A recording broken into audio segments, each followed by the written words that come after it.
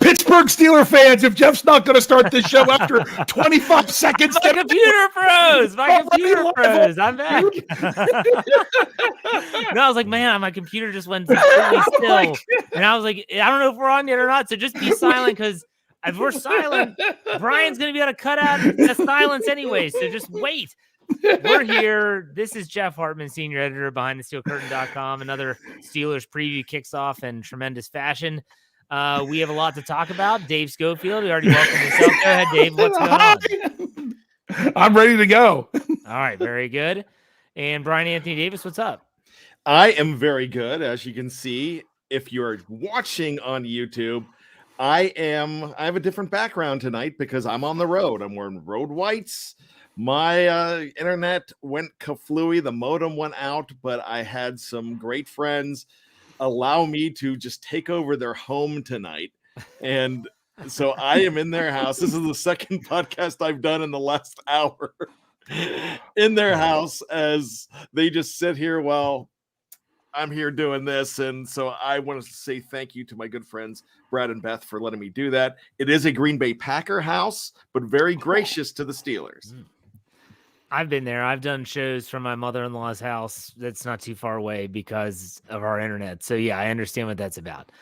All right. So for those that are watching live on YouTube or on Facebook, you can obviously see I am a man of my word. So the shiesty hood continues to be worn. And instead of constantly trying to type into the live chat why I'm wearing a shiesty hood, the George Pickens hood, for those that don't know what that is, we have a little disclaimer at the bottom, running at the bottom of the screen. I'm just going to let that roll for probably about the first 5 or 10 minutes. I'll put it up again later. I was going to say, Jeff, as soon as we stop talking about it, someone else will just join the show and say, what's up with Jeff in the hood? I might just leave the banner up all show. Just leave it. Hey, okay. I'm being hypnotized by it. Yeah. I'm enamored. Hey, if this keeps Bryan's eyes off the live chat, then I think it's mission Seattle has 2 losses. You know what? Challenge accepted. I just got rid of the live chat, so I'm flying blind, baby. All right, let's get this show started. We have some Steelers news. Obviously, it happened on Wednesday. We have not talked about it outside of our own individual shows. Dave dove into the numbers of the Minkah Fitzpatrick contract. But Dave, before we even talk about anything else, and Omar Khan, which is the kind of the direction I wanted to go in with this podcast, we did get some, well, I guess they're finalized numbers. Field Yates of ESPN did tweet those out. Why don't you give the listeners out there just kind of like, you gave us kind of projections on your Stat Geek podcast Thursday, but now we kind of have a more, I guess, a clear picture of what this 4-year extension or 5-year contract, whatever you want to call it, what it looks like. So why don't you tell the listeners what that's all about? I will do that. I do also have to say, Jeff, you were given props in the live chat by your mother for being a man of your word. There you go. She literally can do nothing. She had foot surgery, so she's forced to probably sit and watch us on Facebook. I don't notice her in my shows. Thanks, Mrs. Hartman. All right. Well, there was a phrase that I kept saying. I said a lot in the article that I did about it. I said it a lot on the podcast. This is assuming that they're having Minkah Fitzpatrick's base salary for this year at the minimum. They didn't do that. Rather than drop it down to the $1.035 million for what it would have been for someone who's got 4, 5, or 6 years of service in the NFL for 2022, that would have been the number. He's still getting, as reported by Field Yates, a $4 million base salary. So he's got a $4 million base, $17.5 million signing bonus.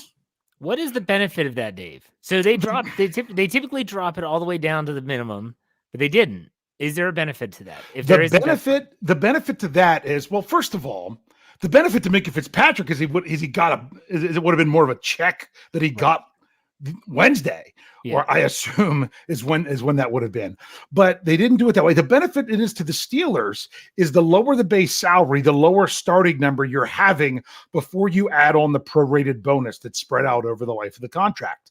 By the Steelers not dropping it lower, that tells me they're fine with their amount of cap space, because they could have dropped it another almost $3 million. Now, that would have been spread out over 5 years, and 1/5 of that wouldn't have come off the salary cap. But I mean, think about that. That would have been, that almost another $3 million that they could have taken off. Probably, two and not even half. We'll just round it off to 2.5 that they could have saved if they would have gone all the way down to the minimum, but they didn't. So you've got 4 there.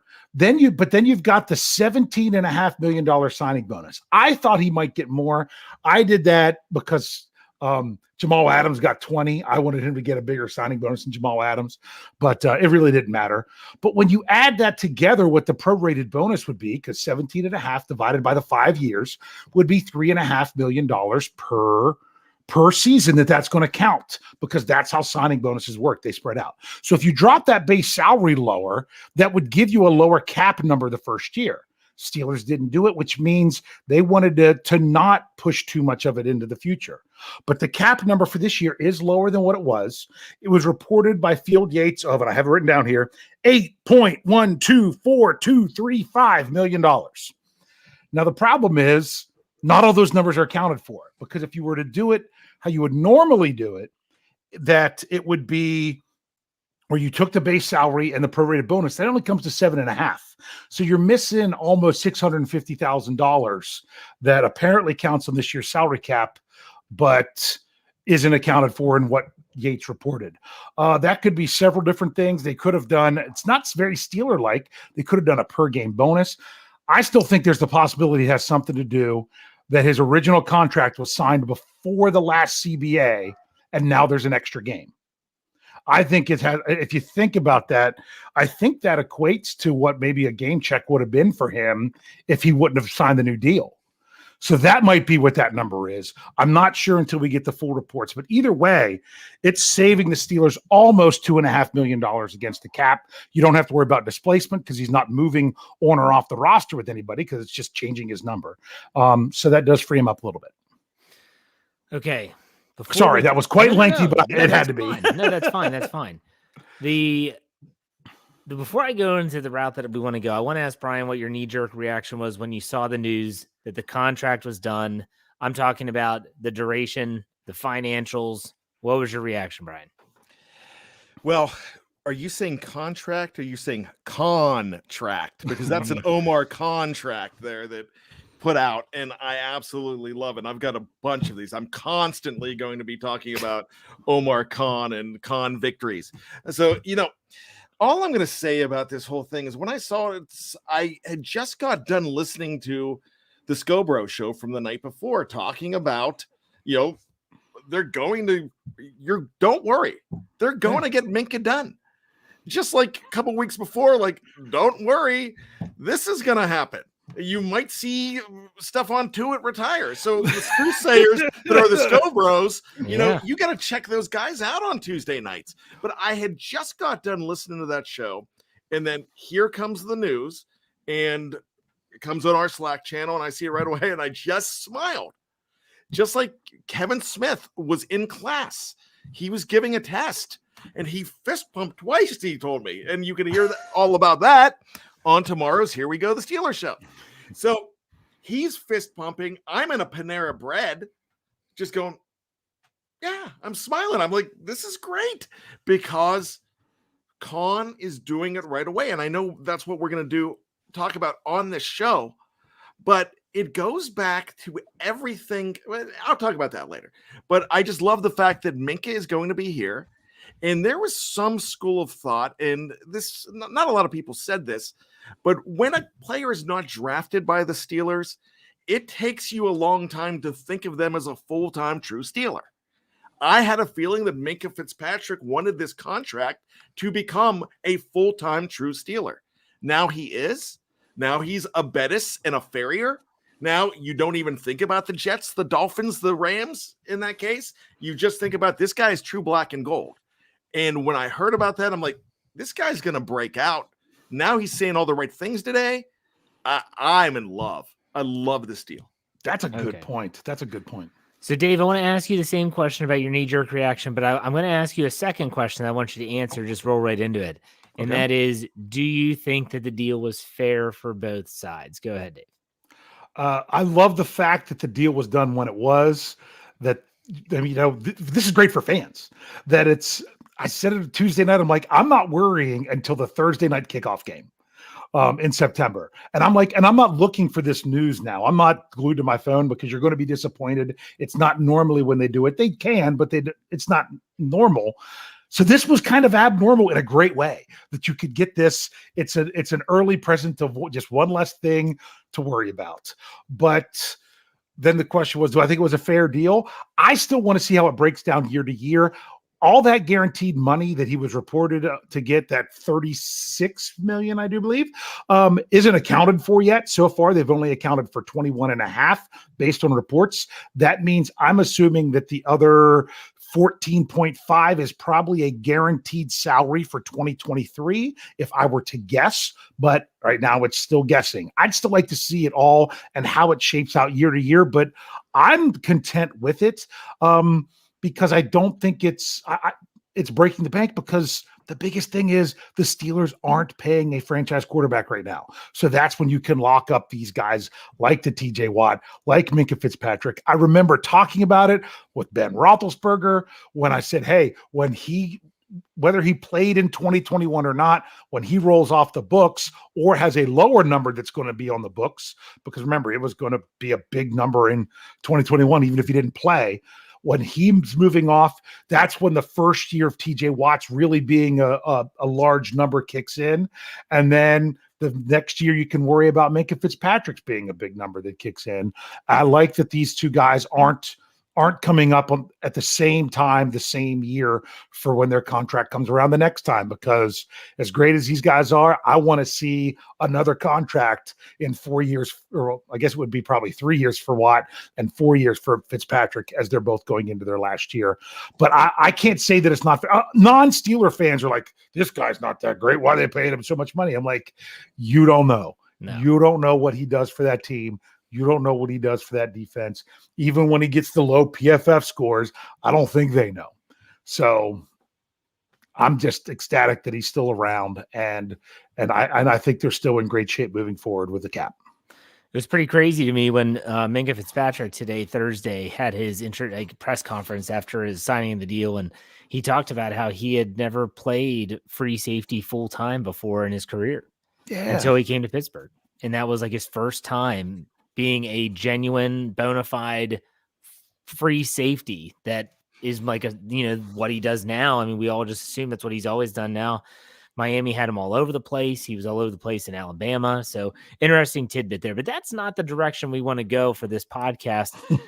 I felt like, and I don't want to take too much out of my Let's Ride podcast for Friday morning, but one of the things I talked about was every single decision that's being made, whether it's made officially or not made, we're learning about Omar Khan. And I said this is kind of like any job that you've ever worked. I mean, if you think about, I don't care if you are, let's say you're a school teacher.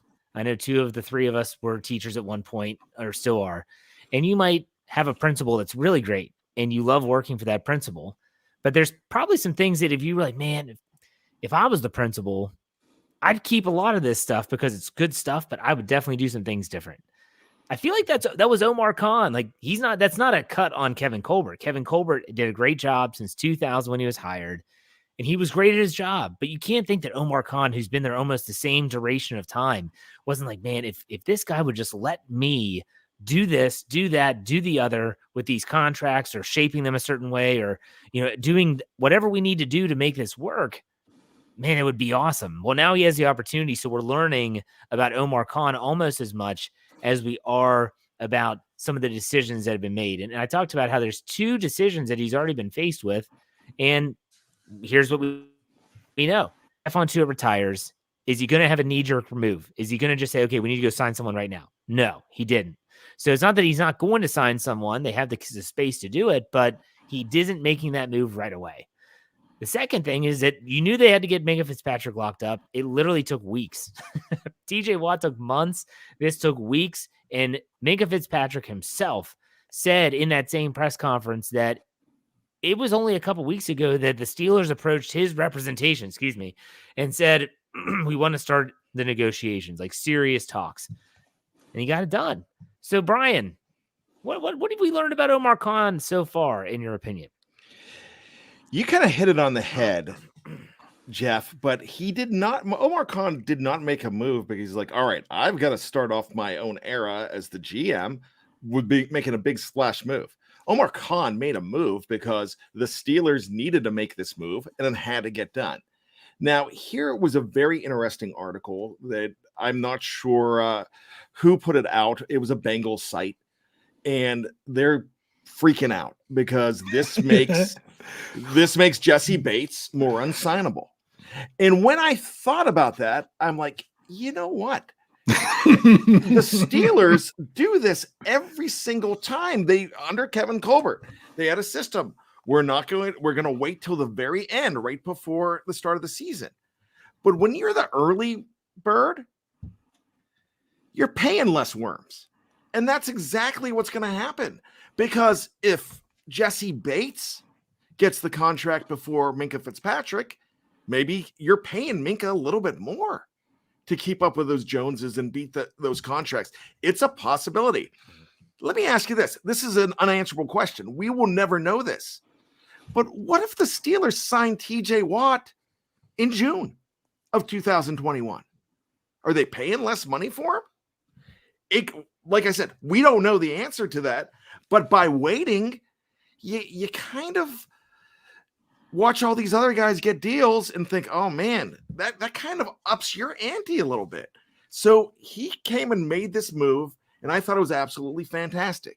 It tells me something else about Omar Khan, too. And this is the big thing that I've been saving. I was going to say it in my last rant. Now I'm going to say it now. I'm going to call out one of my favorites here at BTSC, Andrew Wilbar, who Wilbar was devastated because he will go to his grave saying the Steelers should have gotten more of a football guy. But I'll give him the benefit of the doubt. And I give you credit, Andrew, for doing that. But the thing is, football guys are a dime a dozen. They're out there. Now, some are better than the other, but you got an Andy Weidel who's a really good football guy that could help out. But money guys are not a dime a dozen. Money guys are hard to come by. And this was an Omar Khan type deal after Dave broke it all down that we have seen time and time and time again, but it's the general manager making it with a committee now. So you don't lose much when you have a money guy in the big position when you can have lots of football guys. I could name so many good football scouting GMs. I can't name any other really great money guys. So that's why I think this is awesome deal. This personified it when he signed Minkah Fitzpatrick right away. But yeah, when you talked about the principle and doing things better or doing things different, everybody says, yeah, I would do stuff different, even though I was happy with what went on. Well, guess what? He did. And we're loving it so far, except for those one or two naysayers. They were like, I don't think Minkah's that good. I'm like, come on.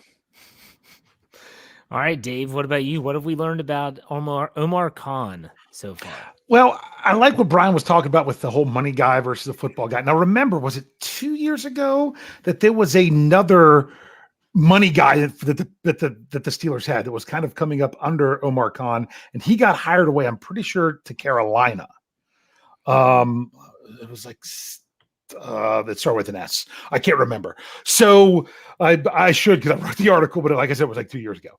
So when it's almost like a cost above replacement when it came to this, when Bryan says football guys are a dime a dozen, not really what, not literally, but that there's more of them out there that you can, that there might not be a big drop off. And that's why I say cost above replacement.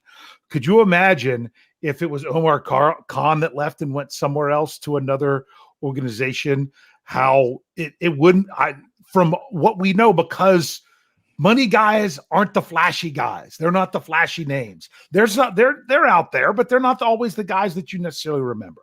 But to me, I just think that your example of the principal that wants to keep a lot of things the same, but yet make it your own. I kind of think about back in the day when American Idol was actually watchable, when they had Simon Cowell and Randy Jackson and Paula Abdul, and what would Paula? She always had to pump everyone up, and what she said, you really took that song and you made it your own. You're still singing somebody else's song, but you put enough of your own twist on it to where it's not exactly the same thing, and it's enough and it's different enough to make it work. And that's what I really like so far with Omar Khan. And like I say, so far it's been, one small free agent signing, bringing back someone who used to be with the team, and one new deal. The fact that they got it done now, I like that whole idea of what you mentioned of, a little bit cheaper now, that you're putting the pressure more now on these other safeties, that sometimes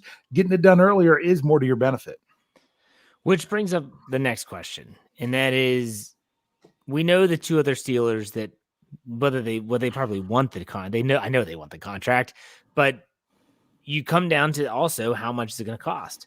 So you have a situation where Deontay Johnson, Chris Boswell, they both are, and some will debate the Deontay Johnson thing. Chris Boswell is worthy of the contract. If you're Omar Khan, Bryan, we'll start with you. Do you sign either of these players before training camp begins?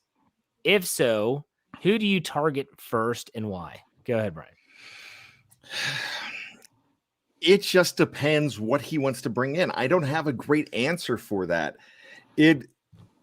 I think the thing about Deontay Johnson that I think is really interesting is he is going to prove whether he's expendable or whether they need to keep him. So I don't think that they really want to. I think they want to take more of a look and see, because when you go ahead and take a Calvin Austin and you take a George Pickens, who they think could be the next big thing, do they really want to go ahead and extend Deontay Johnson when they might have some questions about him?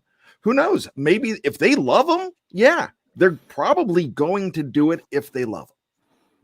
But we're going to find out how much they love him if they take him now.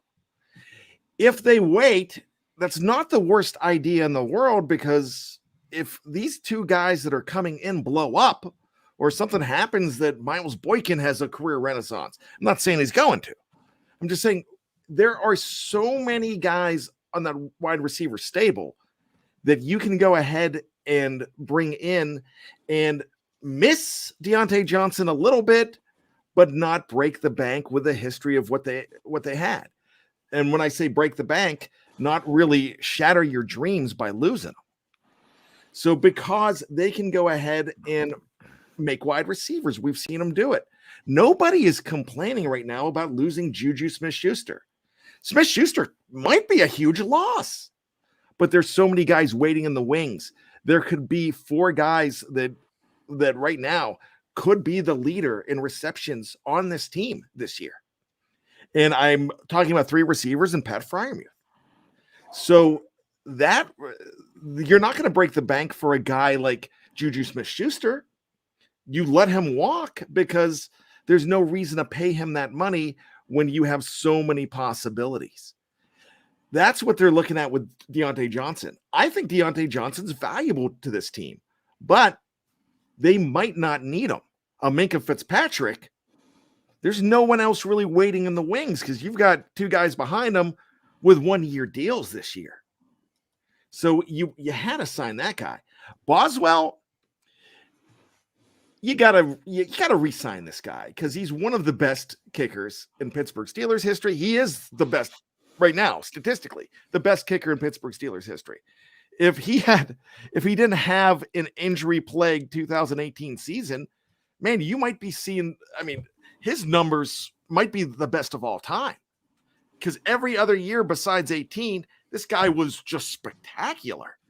And it's a shame that he's playing in the era of Justin Tucker, or this guy would probably be the guy everybody's talking about. That's how much money this guy is. So I don't think you really have a problem if you bring him in. And I'm going to reference the Scobro show the other night. They were talking about this. You're not going to break the bank with this guy. You might be giving him $5 or $6 million, and it's not going to kill you for a guy that wins games for you. So yeah, why not do it? So to answer your question, after this long diatribe, I'm just going to say, yeah, Boswell before Deontay, because right now there are more options at wide receiver than there are at kicker. All right, Dave, what do you think?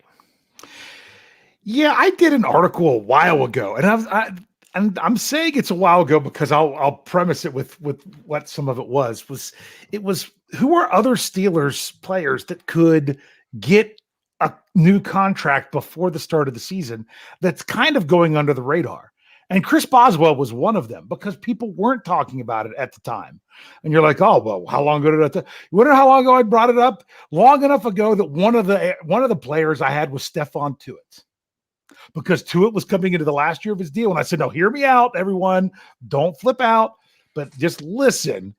If Stephon Tuitt comes back and is playing at a high level in the preseason and shows that he's committed back to football, he's going into the last year of his deal. You might want to think about extending him before the season starts, but that would be a September thing. Obviously, that's not what happened. But Boswell was one of those, and I felt it for a while. The number that was thrown out there by Bradley Locker, who was our guest on Tuesday night, who made his BTSC podcast debut. He's one of the writers for the website. If you didn't check that out, make sure you get it. He threw a number of $5 million a year out there for Justin Tucker. I looked it up, and if you're looking at his APY, average per year, under his contract, he signed it in 2019, and it was $5.0 something million. I mean, in 5 years, it was $25,095,000 and something. So that's and he's the highest paid. So you're talking about Boz. You don't have to set a huge number above that, but you could go above that. And I'd love for them to lock him in for 5 years. I don't care that he's over 30. He's a friggin' kicker. They can kick till they're 52, it seems like. So I really want that Boswell contract, and I am not looking for the Steelers to do it in a way that saves salary cap space. Keep about the same salary cap number this year. But there's other people out there that I threw another one out that the people, they'll grab their torches and pitchforks when I said this. I'm like, you could extend Derek Watt, and you could actually, take his salary that he was going to get this year that people want to cut him for the $2.75 million, make most of it all but $1 million signing bonus, and add a couple years on where you're not even going to pay him as much of a base salary. And you could, and you could take that cap hit that they made bigger this year by restructuring last year when they didn't need to. And it wouldn't be so terrible if he's the special teams guy that they want to keep around. Or I'm not saying they should, but I'm just saying there are other players out there going into last year, their deal, that they could do that with. But I know the big question is Deontay Johnson. I am actually fine either way the Steelers decide they want to play it. I totally understand if they want to see how he works in the offense without Ben Roethlisberger quarterback. Is he going to see a jump, or is he going to see a fall? I'm A-okay if they have the better inside information and they're like, maybe we should lock him up now, but before he, busts out next year. Or maybe they're like, I don't know that he's going to be worth what he's looking for, so we're better off, maybe even picking up a comp pick if we don't sign too many outside players, and can replace him via that pick in the draft. So I'm really neutral when it comes to him, but Boswell better get a deal. I want to see it coming. Yeah, I think Boswell will be signed. I think the one thing that a lot of people are not viewing this Deontay Johnson situation, they're not viewing it in this lens with this context, is the same thing that Bryan talked about with Minkah Fitzpatrick earlier in the show. And that was about how this deal being done when it got done drove up the price for other safeties like a Jesse Bates from the Cincinnati Bengals. Mm-hmm. This all comes down, in my opinion, to how the Steelers view Deontay Johnson. Is he a guy that they want to be a foundational piece, a staple in the offense? If they view him in that way, and we don't know if they do or don't, we can give our own opinions, but if we can view it, if they view him that way, then honestly, you want to get this deal done now. Because I said this on Let's Ride, the price for wide receivers is going up like gasoline in our country right now. I mean, every single contract, it doesn't matter who it is. A.J. Brown getting traded, getting a new deal in Philadelphia. You look at what the Buffalo Bills gave Stephon Diggs. You look at Tyreek Hill. Look at Hunter Renfrow, for crying out loud. No, don't even mention Christian Kirk. Oh, geez. Christian Kirk. But you see what I'm saying. If you wait and you view Deontay Johnson as that guy, I don't see a regression. I really don't see that coming with Deontay Johnson. He might stay the same. I don't see him going backwards. And so if he's either staying the same, which we know what that is, or he gets better, then my goodness, you don't want to wait. You want to lock him up now before that price tag continues to go up. It's like when you see gas at a certain price, you're like, I know it's going to be 10 cents more tomorrow. I better get gas now. That's what I'm talking about. Dave, you want to say something? No, I was going to say something and see if Bryan agrees with me. Go ahead. The thing you have to remember right now is the Steelers are spending very heavily on defense because they don't have the franchise quarterback. If they pick a player that they want to be the staple of their offense and they choose it to be Deontay Johnson and they're going to pay him, that's what it's going to possibly take. The fans might agree with it. They might disagree with it. And the Steelers might think that's it, or they might not. But if they do, and you're saying, why in the world are they paying Deontay Johnson this money right now? Because you're not paying at quarterback. Bryan, do you kind of see that if they're going to spend the money, it's mainly because they don't have the franchise quarterback they're paying? I'm going to be perfectly honest with you. I never thought of it that way, and I'm on board. I definitely agree with that comment. This is our kumbaya moment, but I kind of feel like you're right. You're right about that. They definitely are looking at the defense to carry this team while they're figuring things out. But everything about Deontay, if the Steelers decide, and I'm the guy that is going to I'm going to kiss butts of the Steelers brass, and because you know why? Because more often than not, when they make a deal like this for their own guys, it's pretty darn good. They know what they have in-house better than they know who's out there for another team. They're getting inside looks, and when they're standing on the sidelines, they're looking for certain things. They are looking for certain tells. They're looking for certain attributes that take care of their entire picture. And the jury is still out whether we don't know. They might know already. Deontay Johnson, there might be a whiteboard in Omar Khan's office that has Minkah Fitzpatrick's name on it, and it's crossed off. And number 2 might be Deontay Johnson. We don't know that. All I'm saying is right now, there's a lot of alternatives out there. If you can't go ahead and get the Coke, you might want to get the Pepsi or the RC Cola or the Sam's Club brand. And Cherokee Red was good. People probably have no idea what I'm talking about. Cherokee Red was really good. So all I'm saying is that's the one position that I actually think they're a lot more loaded at wide receiver. So you can kind of wait and see on it. But you're right. If they want him now, they'll go take him now. But we're also saying that they're loaded at wide receiver, assuming that both picks from this draft are going to work out. You know what I'm saying? And we assume that because it's the Pittsburgh Steelers and it's wide receiver. But we still have to see that as well. Can I ask Jeff a question rather than Jeff ask me the question? Yes. My question is, if we're looking at both Deontay Johnson and Chris Boswell, if the Steelers were to do a deal with either one of them, how many years you doing for each? I would look for a 3-year extension for Deontay. So that would be 4 total. Yeah. And then with Boswell, I'd say do the Minkah Fitzpatrick treatment and give him a 4-year extension. Whatever. In other words, five years from now. Because like you said, kickers can kick for a long time. Deontay Johnson's probably going to want more security than that, which I get. And that's the whole caveat that we have no idea about is we don't know what his asking price is. Yeah. So the Steelers could value him at this number, and he could say, well, Christian Kirk, I'm better than that guy. I deserve this. And the Steelers might say, okay, good luck, man. Good luck in free agency. And I'm not doing a 2-year deal for Deontay Johnson right now. I don't even want a 2-year extension. But if it's a 2-year deal, you just have him for the last year of his rookie contract and just say, well, then we'd rather roll with that.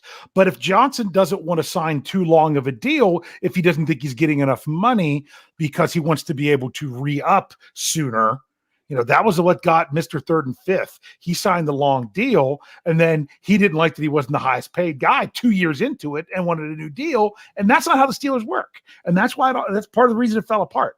So if Deontay Johnson's like, I don't want to be locked in that long, then don't lock him in at all. Just let it roll. Yeah. Okay. I want to ask you one more question. We were going to do a debate session with Dave and myself. We're going to push that off to next week because I want to give that enough time. I really do. And it's all about my thought that the salary cap is a myth. Dave strongly disagrees. He has numbers to back it up. I don't. I just have commentary. So it's going to be interesting. But still, I want to ask you all. So yeah, exactly. So Bryan, I'm going to start with you here. If you're Omar Khan and you're thinking about going outside the organization to bring in a player, I'm not looking for specific players, but now that Minkah Fitzpatrick's deal is done, we know how much cap space is left. Is there a position that you find desirable that you would want him to target? Bryan, what do you think? I've got 3. I'm just going to give you one: offensive tackle. Okay, that's your tops. That's number 1. All right. Dave, what about you? Reserve running back. Okay, so you would want RB2. All right. Yeah. I'm thinking corner. I'm thinking if he were to maybe go out and get a cornerback, I mean, you'd really solidify the secondary. Outside of that, you got Minkah Fitzpatrick. When you think about the Steelers defense now with Fitzpatrick in the fold for the next 5 years, you think about this year's defense, the Edmonds, KZ, the cornerback situation is a little iffy. Outside linebacker depth's a little iffy. We know inside linebacker. Is this defense right now, the way we have it constructed and the way we look at it as fans, is it good enough to win football games? Not to keep them in games. I'm talking about there might be some cases this year where they have to win the game. Bryan, what do you think? Not only do I think that it's good enough, because you have the guys that you have TJ Watt, who has turned games around and solidified and ended games. I could name 2 or 3 that he ended last year by himself. When you have guys like that, you're good enough to go ahead and win games. Now, the other thing that you're looking at is, this is a big unknown, but we already think that Brian Flores is going to do something. He's going to do something. He's going to make some maneuvers. But you throw in the fact that Terrell Austin is pretty darn smart too. And this guy is crafty. And Terrell Austin was the guy who helped solidify the defensive backs when he came in. It wasn't Tom Bradley. Tom Bradley left. He brought in Terrell Austin. He did some pretty good things. This could be an 11 that isn't. Yeah, they're not all cover boys. When I say cover boys, they're not on Teen Beat or NFL Magazine, or they're not going to be your superstars. They're not going to be on Madden 23, 24, and 28. That's just not going to happen. But what they are going to do, they're going to work and gel as a team. And I really think they have enough guys to do that on defense. And when you throw in the tinkering that is going to happen, because you're going to see looks that you've never seen before. You're going to see things that are happening that you're like, wow, this is not your daddy's Steelers. You're going to be saying that because of the defense. It's going to be interesting. And one of the main, I'm taking one game last year, and I'm going to forever, until he proves me wrong, say that the most brilliant coaching job I've seen in a long time was the Miami Dolphins beating the Baltimore Ravens last year and completely befuddling Lamar Jackson. And he did it with safeties. He did it on defense. He tinkered. And if they're going to tinker here, then this is going to be a defense that could win a championship. Dave, what about you? What do you think about the defense? Good enough to win games? Thank you for repeating the question, because Bryan, you can't do this to me. You can't just throw out a line and make a Beastie Boys song pop into my head and think that I'm going to be paying attention to anything else that you said. All I'm sitting now is saying how she's crafty. So if you don't know License to Ill, go check out that album. Anyway, let's get back to this. The Steelers defense. The rush defense, everyone talks about all the D-line and all the injury. Yes, they were missing 2 players they expected to have last year.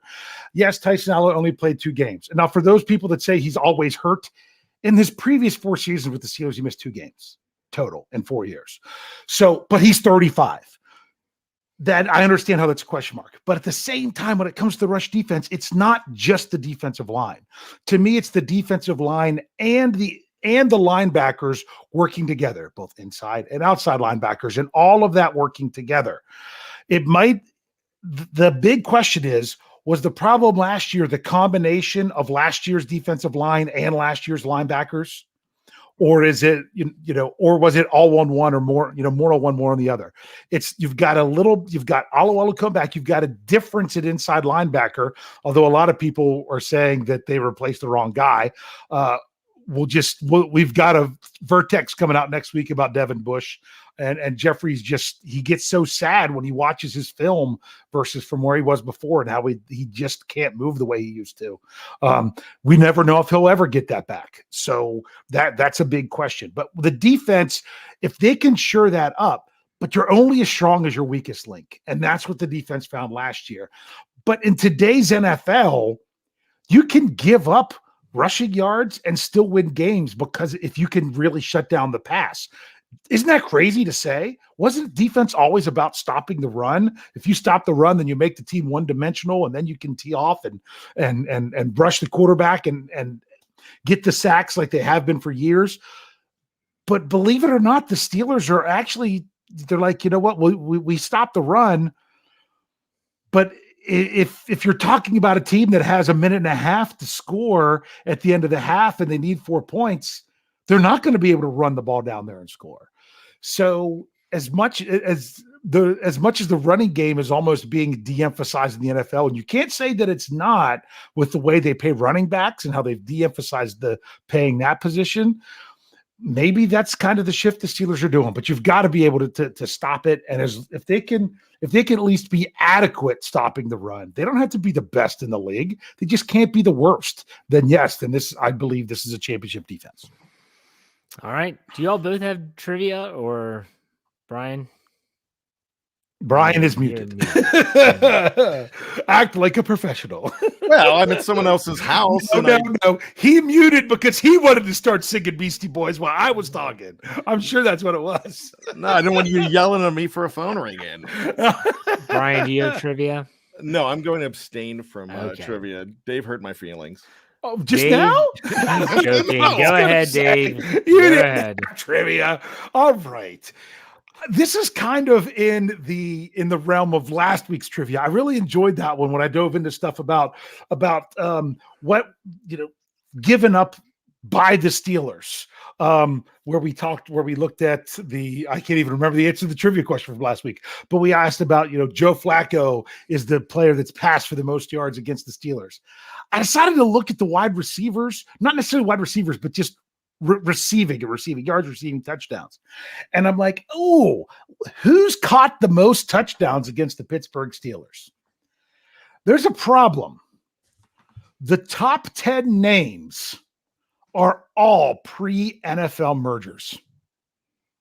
And I don't want to just say, all right, Jeff, here's a flashlight, go play while the adults are talking. Because I don't even know if Bryan would get take the flashlight and go, honestly. If that's the question, I'll see y'all next Thursday. Have a good week. But I don't even know if Bryan would have been able to pull off that Gary Collins is the player that's caught the most touchdowns against the Pittsburgh Steelers. Was John Amici or Raymond Berry on that list? Lance Allworth? No. Okay, no. It's Gary Collins, Kyle, is it Rote or Rote? It's Rote. Joe Morrison, Pete, is it Pihos? I don't know, Pihos. Frank Gifford's on there. But what I decided to do is like, hey, if that's the top 10, and that was with 9 touchdowns or more, if you go top 8, and let's just say post-merger, there are 8 players in the regular season who have not 8 players, 4 players who have caught 8 touchdowns against the Pittsburgh Steelers during the regular season since the NFL merger. So now that I set up with all that other craziness, can you name for me the 4 players who have caught the 8 touchdowns against the Pittsburgh Steelers since the merger? And if you want to, I can tell you how they break down arrow-wise, or do you want to try to guess first? Give us a shot to guess first. It's going to be a stretch, but I'm going to go Rob Gronkowski. You are correct. Rob Gronkowski is one of them, and he has it in the fewest number of games. He has 8 touchdowns against the Steelers in 7 games. Wow. Crazy. Yeah. Yep. I have a feeling that this is wrong. Okay. But I've got to throw out AJ Green, but I think he's like 6 or 7. AJ Green is another one. You've got the 2 that were from the 2010s. So those are the 2 from the 2010s. So I will tell you this because you guys did a great job, got both of those. I'm going to give you that the next two, one was 70s into 80s, and the other was 80s into 90s. I'm not going to get into this. It's all you, Bryan. All right. I'm gonna have to think in division. Is Chris Collinsworth one of them? Chris Collinsworth is not one of them. I'm trying to find him here on the list. He doesn't even have 5, I don't think, that I can find. I'm trying to find his name. Come on, where are you?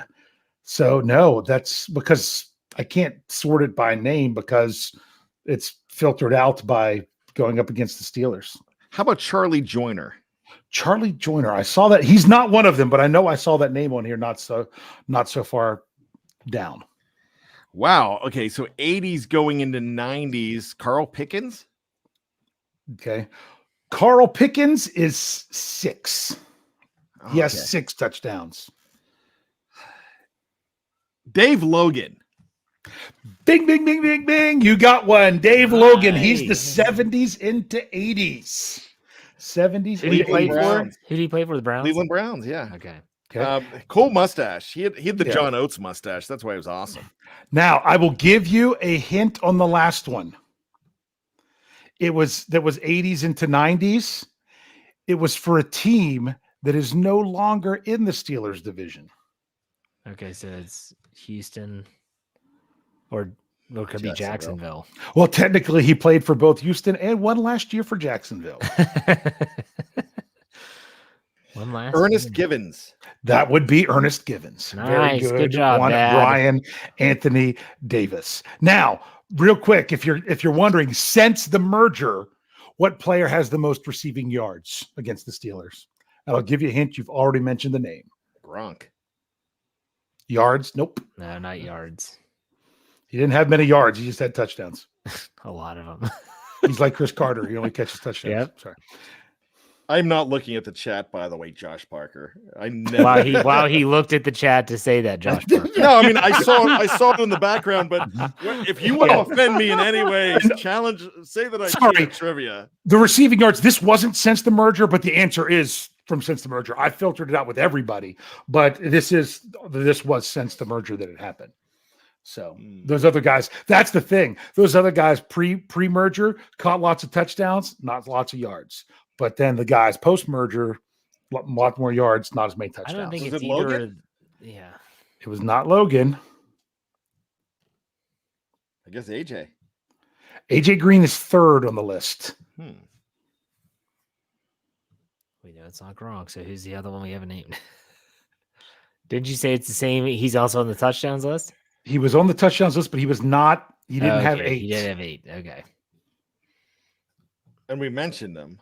And you mentioned him, and he didn't have 8. And he had 6. Uh-huh. And I can't remember who that was. Come on. I don't know. To quote Kramer, I'm out. I'm out. No, it's Carl Pickens. Carl Pickens has 1,289 receiving yards against the Steelers. In second place with 1,219 is Ozzie Newsome. 1 yard ahead of AJ Green, who is 4 yards ahead of Derek Mason. Those are the 4 that are 1,200 yards or more against the Steelers. Derek Mason did some damage against the team for several teams. So yeah. Yeah. Right. Very good stuff. Good trivia. But you're gonna love this. How many touchdowns do you have against the Steelers? 0. 1. Oh, just 1. Dang it. 1. Knew it was low. Yep. All right, let's do some final thoughts. Bryan, you're up. Go ahead. My final thoughts tonight are that I don't have final thoughts. I have thoughts of the future of this football team. And it all goes back to the title of this show, and it's Omar Khan. I got to tell you, we already talked about it. We talked about the fact that you could have brought in a bunch of football guys, but this team looked at how can we go ahead and maximize the strengths of a couple of these candidates. And that's exactly what they did. So we're talking about how much we're going to love Omar Khan. And I think I think that's given, but I really think that we're going to love guys like Andy Weidel. I really think we're going to love this scouting department. And I got to call out another one of our guys that when they brought in Sadowski, Matty Peverell was like, oh my gosh, I got to tell you, I don't know who Sadowski is. I didn't know who Sheldon White was. I really did not. I'm reading about him. I'm listening to Jeffrey Benedict talk about him. I'm excited about him. But when it comes to these guys, we can pretend to know and be disappointed when they bring in a guy for the front office. But my gosh, the due diligence that is done is absolutely amazing. And I'm the first one to tell you. You asked me who's going to be the next GM, and I said it could be Andy Weidel. In fact, I'm going to put my money on Weidel just because I didn't know. I had no idea whatsoever. I just said, don't let it be Doug Whaley because he said something stupid and I didn't like him that day. So all I'm going to say is that you can pretend to know what you know, but my gosh, I'm going to tell you firsthand. I don't know what the Steelers know. And I'm going to say that forever. But I will say this, Omar Khan, Mike Tomlin, the Rooneys, they ain't giving you Dave Logan. All right, Dave. All I have to say this is, Brian, if we got mad at you on days that you said something stupid, I don't think we'd like you very much. Sorry, I couldn't help it. But you did give a great, not final thoughts, but we'll call them continuing thoughts, because it gave me time to finally find Chris Collinsworth on that list, because he never caught a regular season touchdown against the Steelers. I had to look up if he ever did in the playoffs, but I assume not. No, I don't think they've ever played. They never played each other in the playoffs. Yeah, so that's why that's why I couldn't find him. It was a big fat zero. If I'm not mistaken, I think the first ever playoff matchup was in the was it 2000? Was it 2005? What the Carson Palmer knee, Chemo Von Oelhoffen. I think that's the first time they ever matched up in the playoffs. That would take me more time to look up. But Jeff's waiting for my final thoughts, or I'll say, like Brian says, my continuing thoughts. Yeah, when it comes to what the Steelers front office did, it's not even that they got a deal done. We knew they were going to get a deal done. It's Minkah Fitzpatrick. We know what he means to the team. It's when they did. It's that they got it done. My goodness, the week after minicamp. The Steelers are supposed to still be in minicamp. Today was supposed to be the last day. And instead, they're having a press conference announcing Minkah Fitzpatrick. That's what I like the most, is that, hey, we know what we want to do. Let's get it done. And then that way we know what else we have available if something else arises. I don't feel like the Steelers are going to go out and do anything crazy. I've got a salary cap update coming out. I'm starting to even want to give the Steelers more money to go into the season, because they need to a new expense that I hadn't taken into account in past years is the elevated players. When they get elevated from the practice squad, they get paid more. So you've got to make sure you have a little bit more money there. So, but they still have some, a fair, let's just say about a third of what you think that they have. They have really the free to spend, but you don't have to jump on that right now, because you got to also ask who's out there. So I like that they did it, so they know their resources that they have available moving forward. They seeing that they could have done the deal in a way that would have saved even more salary cap space, but they didn't do it to push more into the future if they didn't need to. I kind of like that. That's why I'd be interesting to see if they had to have more money, if the Steelers restructured TJ Watt, if it would be a full restructure or just whatever they needed. Right now, I think they're at a point that they don't need to. And I'm glad that they're holding off on doing that. Last year, I feel like it would have been done in March just in case. So I like the way that they're handling the things of get done now, what you can get done now, so you don't have to worry about it later. And you don't have to do something now that's just moving around money that can be done later until you know for sure if you need it. I'm happy with this. I don't know if it's going to be the norm. I want to see what the norm is going to be going forward, get more data and how they work stuff.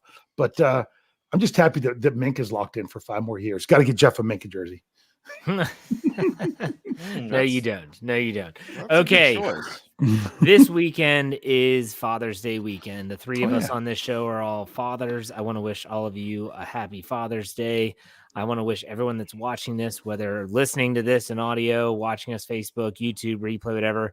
If you are a father, happy Father's Day. I hope you enjoy your weekend. Enjoy the U.S. Open, which always coincides with Father's Day. It's a golf tournament, by the way, in case you don't know. And that's it. Happy Father's Day to all the fathers out there. In the meantime, we'll be back for another Steelers preview next Thursday. Dave, why don't you send us out? Hey. All right. We'll see you next Thursday. Go Steelers.